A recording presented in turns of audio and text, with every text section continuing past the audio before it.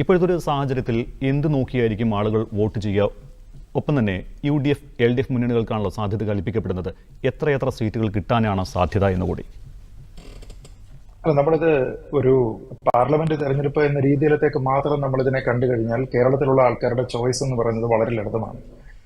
ഇത് BJPക്ക് വോട്ട് ചെയ്യണോ, BJP ഇതര കക്ഷികൾക്ക് അല്ലെങ്കിൽ INDA സഖ്യത്തിന് വോട്ട് ചെയ്യണമോ എന്നുള്ളത് തന്നെയാണ്. കേരളത്തിൽ ആ സഖ്യം ഇല്ല എങ്കിൽ പോലും ആത്യന്തികമായിട്ട് ഇവിടെ നിന്ന് ജയിക്കുന്ന UDFന്റെ പ്രതിനിധിയാണെങ്കിലും LDFന്റെ പ്രതിനിധിയാണെങ്കിലും BJP ഇതര മുന്നണിയുടെ ഭാഗമായിട്ട് മാറുന്ന ആൾക്കാരാണ്.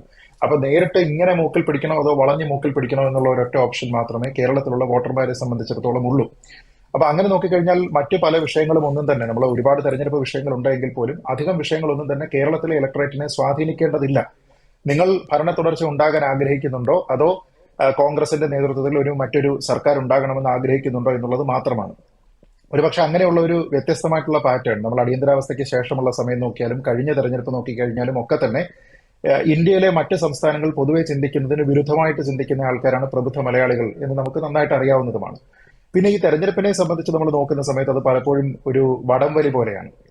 അപ്പൊ വടംവലി എന്ന് പറയുന്ന സമയത്ത് നമ്മുടെ സ്വന്തം ശക്തി മാത്രമല്ല, എതിരാളിയുടെ ദൗർബല്യവും നമുക്ക് അനുകൂലമായി മാറുന്ന ഒരു കാര്യമാണ്. അപ്പൊ കേരളത്തിൽ ഏതൊരു മണ്ഡലത്തിൽ നമ്മൾ നോക്കിക്കഴിഞ്ഞാലും അവിടെ ഇപ്പോൾ ഏതാണ്ട് CPMന്റെ സ്ഥാനാർത്ഥികളുടെ കാര്യത്തിലാണ് ഏകദേശ ധാരണ 15 മണ്ഡലങ്ങളിലാണ് അങ്ങനെ വന്നിട്ടുള്ളത്.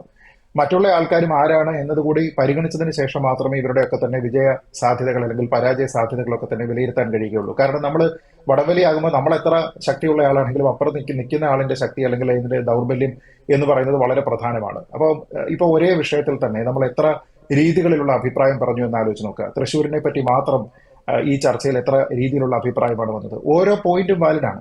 കാരണം ആ പറയുന്ന ആംഗിൾ വെച്ച് നോക്കിക്കഴിഞ്ഞാൽ ഇത് ഓരോന്നും വാലിഡാണ്. അപ്പൊ ഇത് അവസാനം തീരുമാനിക്കേണ്ടത് ആരാണ്? ഇപ്പൊ ഫക്രുദ്ദീൻ പറയുന്ന രീതിയിൽ ചിന്തിക്കുന്ന ഇലക്ടറേറ്റിന്റെ ഒരു വലിയ ശതമാനം ആൾക്കാരുണ്ടാകും. ഞാനോ ഗോപകുമാർ സാറോ പറഞ്ഞ രീതിയിൽ ചിന്തിക്കുന്ന ആൾക്കാരുണ്ടാകും.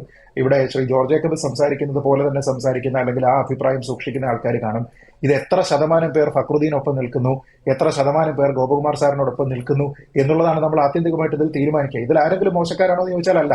ഇപ്പൊ ഉദാഹരണത്തിന് തിരുവനന്തപുരം എങ്ങനെയാണ് ശശി തരൂരിന്റേതാകുന്നത്, അതിന് എന്തൊക്കെ ഫാക്ടറുകളാണുള്ളത് എന്ന് വെച്ചാൽ അതേപോലെ തന്നെ തൃശൂർ സുരേഷ് ഗോപിയുടേതാക്കുക എന്നുള്ളതാണ് BJPയുടെ അജണ്ട. ഇങ്ങനെ ഓരോ മണ്ഡലങ്ങളിലും ഉണ്ട്. ഇപ്പം ആഞ്ഞു പിടിച്ചു കഴിഞ്ഞാൽ BJPക്ക് നല്ല സാധ്യതയുള്ള ഒരു മണ്ഡലമാണ് ആറ്റിങ്ങൽ. ഒരുപക്ഷെ ആറ്റിങ്ങലിനെ പറ്റി വളരെ പ്രിസൈസ് ആയിട്ടുള്ള ചർച്ചകൾ ഒരുപക്ഷെ അധികം ഉണ്ടായിട്ടില്ല. സ്ഥാനാർത്ഥി നിർണയം കൂടി പൂർത്തിയായി കഴിയുമ്പോൾ ഒരുപക്ഷെ എനിക്ക് തോന്നുന്ന വാമനപുരം ഒഴികെ മറ്റുള്ള സ്ഥലങ്ങളിലെല്ലാം വളരെ സിഗ്നിഫിക്കന്റ് ആയിട്ടുള്ള RSSന്റെ പ്രസൻസ് മാത്രമല്ല BJPയുടെ പ്രാദേശികമായിട്ടുള്ള തെരഞ്ഞെടുപ്പുകളിലെ വോട്ടിംഗ് നില കൂടി നോക്കിക്കഴിഞ്ഞാൽ പോലും വളരെ കൃത്യമായിട്ട് അത് അവർക്കവിടെ ഉള്ളതാണ്. അപ്പൊ അവിടെ കേന്ദ്രമന്ത്രി ശ്രീ V മുരളീധരനാണ് മത്സരിക്കുന്നത് എങ്കിൽ ഒരുപക്ഷെ അവിടെ മത്സരം കടുക്കാനുള്ള സാധ്യത കൂടിയുണ്ട്. ഞാൻ ഈ സ്ഥാനാർത്ഥികളുടെ കാര്യം പറയുന്നതിന് ഒരു പ്രത്യേക സാഹചര്യം കൂടിയുണ്ട്. ഇപ്പൊ കഴിഞ്ഞ തെരഞ്ഞെടുപ്പ് നിയമസഭയിലേക്കുള്ളത് നോക്കിക്കഴിഞ്ഞാൽ പാലക്കാട് മണ്ഡലത്തിൽ നിന്ന് ശ്രീ ഷാഫി പറമ്പിൽ ജയിച്ചു വരുന്ന സമയത്ത് രണ്ടാമതാകുന്നത് ശ്രീ E ശ്രീധരനാണ്. ഷാഫിയെ പോലെയുള്ള വളരെ പ്രാഗൽഭ്യമുള്ള ഒരു യുവ നേതാവിനോട് വളരെ കടുത്ത മത്സരം കാഴ്ചവെക്കുകയും ഏതാണ്ട് 3000-ഓളം വോട്ടുകളുടെ വ്യത്യാസത്തിൽ മാത്രം അദ്ദേഹം പരാജയപ്പെടുകയും ചെയ്തതാണ്. നേരെ മറിച്ച് അദ്ദേഹം നിന്നിരുന്നത് ഷൊർണൂരോ അല്ലെങ്കിൽ ഒറ്റപ്പാലത്തോ മറ്റേതെങ്കിലും ഒരു സ്ഥലത്ത് ഷാഫിയെ പോലെ പ്രഗത്ഭനല്ലാത്ത ഒരു സ്ഥാനാർത്ഥിക്കെതിരെ ആയിരുന്നുവെങ്കിൽ ഒരുപക്ഷെ ഇന്ന് BJPക്ക് നിയമസഭയിൽ ഒരു MLA ഉണ്ടാകുമായിരുന്നു. അപ്പൊ എന്ന് വെച്ച് കഴിഞ്ഞാൽ ഇത് ശ്രീധരൻ എന്ന് പറയുന്ന വ്യക്തിയുടെ പ്രഭാവത്തിനോടൊപ്പം തന്നെ അപ്പുറത്ത് നിൽക്കുന്ന ആളിന്റെ പ്രഭാവം എന്നതുകൂടി പ്രാധാന്യം അർഹിക്കുന്നതാണ്. അപ്പൊ അതുകൊണ്ട് ഈ ഒരു ഘട്ടത്തിൽ സ്ഥാനാർത്ഥി നിർണയം പൂർത്തിയാകാത്ത ഘട്ടത്തിൽ ഓരോ പാർട്ടിക്കും എത്ര സീറ്റ് കിട്ടും എന്ന രീതിയിലേക്ക് ചിന്തിക്കുന്നതിൽ എന്തെങ്കിലും രീതിയിലുള്ള ഒരു അടിസ്ഥാനമുണ്ട് എന്ന് ഞാൻ ഈ ഒരു ഘട്ടത്തിൽ കരുതുന്നില്ല. പക്ഷേ വളരെ പ്രകടമായിട്ടുള്ള ഒരു മുന്നേറ്റം നമുക്ക് എല്ലാവർക്കും അറിയാവുന്നതുപോലെ ഇന്ത്യ സഖ്യത്തിന് അനുകൂലമായിട്ട് കേരളത്തിൽ നിന്ന് ഇലക്ടറേറ്റിന്റെ ഭാഗത്തുനിന്ന് ഉണ്ടാകും എന്ന കാര്യത്തിൽ സംശയമില്ല. ഏതെങ്കിലും രീതിയിലുള്ള ഒരു ബോണസ് ഇവിടെ ഉണ്ടാകുമോ എന്നുള്ളതാണ് BJP നോക്കുന്നത്. ഒരു സീറ്റ് കിട്ടിയാൽ അത്ര എന്ന രീതിയിലത്തേക്കാണ് BJP അവിടെ ശ്രമിക്കുന്നത്. അല്ലാതെ ഇവിടെ വോട്ട് ചെയ്യുന്ന എല്ലാ വോട്ടും എല്ലാ മണ്ഡലങ്ങളിലും BJP ഇതര കക്ഷിക്ക് വേണ്ടിയിട്ടായിരിക്കും. അതിൽ ഒരുപക്ഷെ കൂടുതൽ വോട്ട്, ഞാൻ നേരത്തെ പറഞ്ഞതുപോലെ നേരിട്ട് മൂക്കിൽ പിടിക്കുന്നതാണ് ആൾക്കാർക്ക് താല്പര്യമെങ്കിൽ ആൾക്കാർ ചെയ്യേണ്ടത് അങ്ങനെ ഒരു BJP ഇതര സർക്കാർ ഉണ്ടാകണം എന്നാണെങ്കിൽ അവർ UDFന് വോട്ട് ചെയ്യുക എന്നുള്ളതാണ്. ഒരുപക്ഷെ കഴിഞ്ഞ തവണത്തെ പാറ്റേൺ വെച്ച് നമ്മൾ ഇന്നത് നോക്കിക്കഴിഞ്ഞാൽ പലപ്പോഴും ഇപ്പൊ ആലത്തൂരാണെങ്കിലും അല്ലെങ്കിൽ പാലക്കാടൊക്കെ ആണെങ്കിലും ഒക്കെ ഓരോ മണ്ഡലങ്ങളിലുമുള്ള